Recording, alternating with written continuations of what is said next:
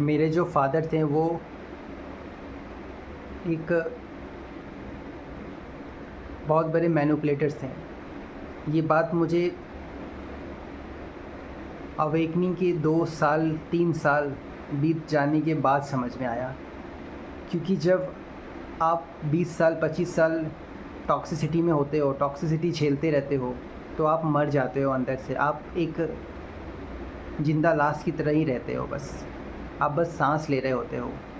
इसके अलावा आपका कुछ नहीं हो रहा होता है। मुझे कभी ये महसूस नहीं हो पाया, मैं कभी ये समझ नहीं पाया, क्योंकि अचानक से कभी मुझे डांट देना, बहुत गलत शब्दों का इस्तेमाल करके डांटना, अचानक से कभी मार देना, कभी अचानक से प्यार दिखाना, ये चीज़ें मैनिपुलेशन के कैटेगरी में आता है। मेरे फ़ादर थे वो बिल्कुल ऐसा ही करते थे, और मैं उस वक्त इतना छोटा था कि मैं कभी समझ ही नहीं पाता था कि ये अचानक से पर्सनालिटी में इतना बड़ा चेंज कैसे, कभी बहुत नेगेटिव हो जाना, कभी बहुत पॉजिटिव हो जाना, कभी ऐसे चीज़ों के लिए मार देना जो कि वैलिड नहीं है। क्योंकि एक बच्चा को पता नहीं होता कि वो क्या गलत कर रहा है और क्या सही कर रहा है।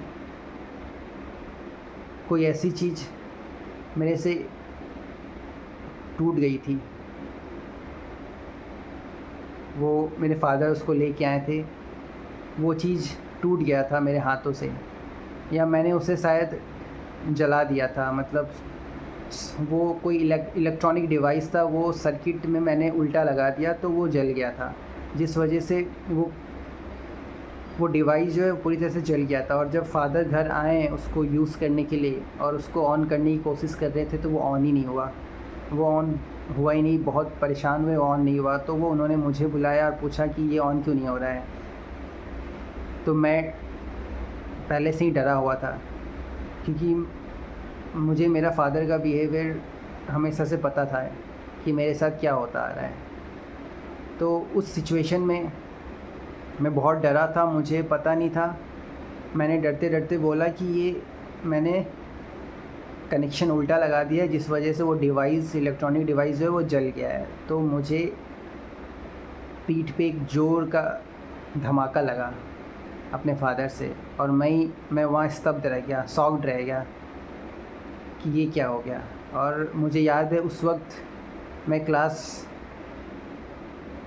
5th में था, क्लास 5th की बात है ये। तो ऐसे सिचुएशंस एक बार नहीं बहुत बार हुए। ये जो एक मैन अपने बच्चों के साथ इस तरीके का बिहेवियर दिखाना, ये शो करता है कि वो इररिस्पॉन्सिबल मैन है। वो इवन अपने वाइफ से भी खुश नहीं है, वो पार्टनर से भी खुश नहीं है, क्योंकि शादी लस्ट बेसिस पे हुई है, सरफेस लेवल पे हुआ है, कुछ मटेरियलिस्टिक चीज़ों को देखते हुए हुआ है। इसलिए तो यहाँ पे तो वो सिचुएशन होने के बाद जो मुझे वहाँ पे मेरी पिटाई हुई, उसके बाद से एक और हार्ट ट्रॉमेटाइज़ हो गया मैं कि ये क्या हो गया। मुझे खुद समझ में नहीं आया कि ये मैंने ऐसा क्या कर दिया कि मुझे इतना हार्ड पनिशमेंट दिया गया है। तो जब एक बच्चा को इस तरीके से अचानक से मार दिया जाए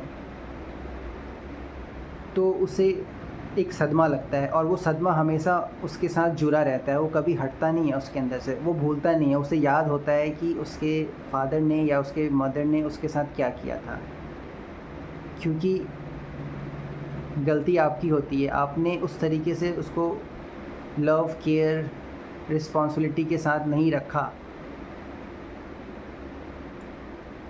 इसलिए वो इस तरीके का अभी बच्चा बिहेवियर दिखा रहा है। तो ये सारी चीज़ें एक बार नहीं कई बार हुई, और वो सब चीज़ों को मैं निगल लेता था, घोंट लेता था, पी जाता था, टॉलरेट कर लेता था। क्योंकि मेरे पास कोई ऑप्शन नहीं था अपनी फीलिंग्स को शेयर करने के लिए कि मैं शेयर करूँ तो किससे करूँ। और जब मैं कभी गलती से अपनी फीलिंग्स अपने पेरेंट्स से, फादर से शेयर करने जाता था तो वहाँ भी मुझे एक स्ट्रेंज सा फील होता था, एक रेसिप्रोकेशन फ़ील होता था। रेसिप्रोकेशन नहीं, सॉरी, मुझे बहुत स्ट्रेंज फील होता था। क्योंकि जब आप किसी से बात करो, आप जब किसी को अपनी बातें शेयर करो तो वहाँ पे आपको फ़ील हो जाएगा कि ये वाकई में मेरे बातों को सुन रहा है, समझ रहा है मैं क्या कहना चाह रहा हूँ, मेरे को उस अकॉर्डिंग वो रेसिप्रोकेट भी कर रहा है। तो वहाँ मुझे स्ट्रेंजर सा फील होता था। वहाँ मुझे ऐसा फील होता था कि मैं अपनी बातें बोल ही क्यों रहा हूँ। तो इस तरीके से मैं शांत रहा। कभी कुछ कहानी ऐसे करते करते मेरी ज़िंदगी के कई साल आगे चले गए। और ये छोटे छोटे ट्रॉमास उस वक्त लगते छोटे हैं, लेकिन ये बच्चों के लिए छोटे नहीं होते। ये बच्चों के अंदर ये ट्रॉमा रह जाते हैं और सालों तक रह जाते हैं। और तब जब बच्चा बड़ा हो जाता है, 22 साल, 30 साल, इवन 30, 40 साल, 50 साल का भी, तब भी ये ट्रॉमा रहते हैं। इतने डेंजरस होते हैं ये ट्रॉमा।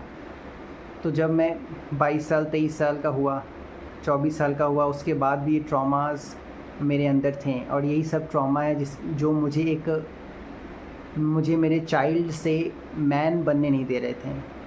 ये ट्रॉमा, ये फ़ियर, ये ब्लॉकेज था जो आपको आपके पर्सनालिटी को आपके एज के अकॉर्डिंग एनहांस होने नहीं देता है।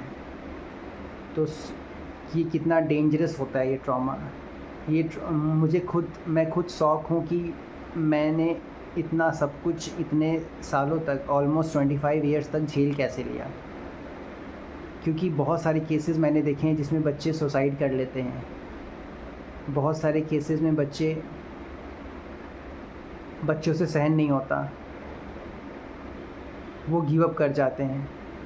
लेकिन बाय गॉड ग्रेस मैं ये सब कुछ टॉलरेट कर पाया। और अपने लाइफ में एनी हाउ जो भी मैं अपनी तरफ से एफ़र्ट कर सकता था अपने करियर के लिए, वो मैं करता रहा। लेकिन मुझे हर बार फेलियर मिला। मेरे लाइफ में सक्सेस मुझे पता नहीं चल पा रहा था कि मुझे सक्सेस क्यों नहीं मिल रहा, मुझे ग्रोथ क्यों नहीं मिल रहा।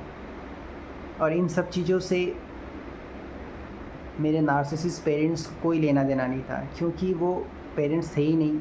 पेरेंट्स होते तो बच्चों के हर एक बारीकी पे नज़र रखते, उसे क्या तकलीफ़ हो रही है, वो अंदर से कैसा फ़ील कर रहा है, उसके अंदर क्या चल रहा है, वो सब काउंसलिंग करना जिसे कहते हैं, वो कभी नहीं हुआ।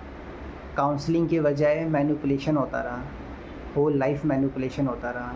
मैनिपुलेशन सिर्फ उनके फ़ायदे के लिए, ताकि वो मुझे मैनिपुलेट करते थे तो इसलिए करते थे कि मैं उनके फादर मैनिपुलेट करते थे तो वो इसलिए करते थे कि मैं उनके फेवर में रहूं, मदर के फेवर में ना जाऊं। और इस तरीके से ये सिचुएशन चलता रहा काफ़ी टाइम तक। और यहाँ पे कंक्लूज़न ये है कि ये ट्रॉमा को जो हम इतना लाइटली लेते हैं, ये ट्रॉमा लाइटली नहीं लेना है। ये ट्रॉमा अगर आपके अंदर से नहीं निकला तो ये आपको सुसाइडल सिचुएशन तक भी ले जा सकता है। और आप अगर सोचते हो कि पेरेंट्स ही तो हैं, पेरेंट्स ने ऐसा कर दिया तो क्या फ़र्क पड़ता है, पेरेंट्स हैं, उन्होंने हमें जन्म दिया है। जन्म देने से पेरेंट्स नहीं बनते हैं,